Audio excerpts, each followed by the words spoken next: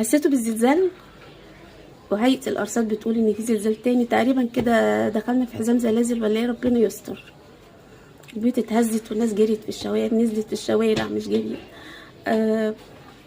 يا ترى بقى قلوبنا اتهزت مع هزة البيوت؟ استشعرنا إن احنا ممكن نلقى الله في أي لحظة. طب هنلقاه على أي حال. كل منا يسأل نفسه، هو مستعد للقاء الله؟ الدنيا مش مستاهلة، الدنيا ثانية، مش مستاهلة نشتريها على حساب الآخرة.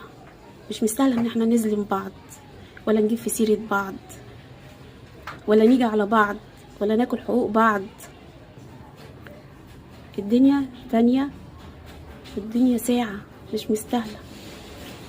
انما الآخرة بنعيمها والخلود فيها، وفيها